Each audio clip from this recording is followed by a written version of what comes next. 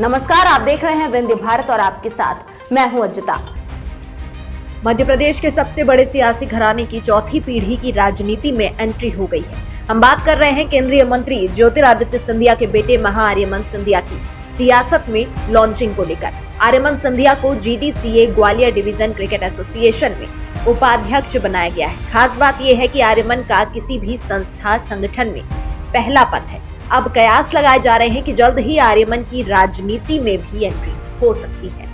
महाआर्यमन सिंधिया अभी तक GDCA Gwalior division cricket association के सदस्य थे। निजी जीवन से पहली बार सार्वजनिक जीवन में आर्यमन के किसी बड़े पद को संभालने के बाद सियासी कयासबाजी भी तेज हो गई है। राजनीतिक जानकारों का मानना है कि आर्यमन 2023 के विधानसभा चुनाव या फिर 2024 के लोकसभा चुनाव में बीजेपी की टिकट पर चुनाव लड़ सकते हैं। 27 साल के महाआर्यमन सिंधिया की राजनीति में कदम रखने के कयासों के पीछे 3 वजहों को गिनाया जा रहा है। इन्हीं 2 कारणों से राजनीतिक विश्लेषकों के कयासों को दम भी मिल रहा है।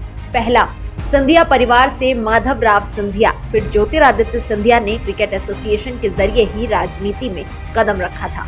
दूसरा, बुधवार को सिंधिया मां पत्नी के साथ अपने बेटे को भी पीएम मोदी से मिलाने के लिए ले गए थे। इस दौरान महाआर्यमन पीएम के करीब खड़े थे। तीसरा, इस साल महाआर्यमन ने अपना जन्मदिन जयविलास पैलेस में ही मनाया था। इस दौरान उन्होंने तलवार से केक काटा था।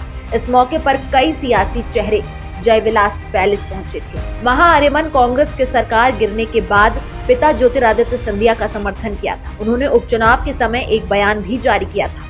इसके साथ ही आर्यमन 28 सीटों पर हुए उपचुनाव में कई सीटों पर प्रचार के लिए गए थे। कई मौके पर महाआर्यमन ने पिता के भी प्रचार की बागडोर संभाली है। वो सोशल मीडिया पर भी एक्टिव रहते हैं। जानकारी के अनुसार ग्वालियर डिवीजन क्रिकेट एसोसिएशन की वार्षिक आम सभा 27 मार्च को हुई थी। इसमें एसोसिएशन अध्यक्ष ज्योतिरादित्य सिंधिया और वरिष्ठ पदाधिकारियों के बीच नई कार्यकारिणी को लेकर चर्चा हुई थी। रविवार को इसकी आधिकारिक घोषणा की गई। इसके अनुसार प्रशांत मेहता को कार्यकारी अध्यक्ष बनाया गया है और महाआर्यमन सिंधिया को उपाध्यक्ष की जिम्मेदारी दी गई है। बता दें कि करीब 1.5 साल बाद मध्य प्रदेश में विधानसभा के चुनाव होने हैं। नेता अपनी अगली पीढ़ी को राजनीति में उतारने की तैयारी में है। ऐसे में सिंधिया की मां और पत्नी और बेटे की पीएम मोदी से मुलाकात के बाद बेटे को DCA Gwalior division cricket association में अहम पद मिलने को सियासी नजरों से देखा जा रहा है। हालांकि पीएम से मुलाकात को लेकर सिंधिया परिवार की ओर से कोई बयान नहीं दिया गया, न ही इस संबंध में पीएम या उनकी ऑफिस ने किसी तरह की बात की है।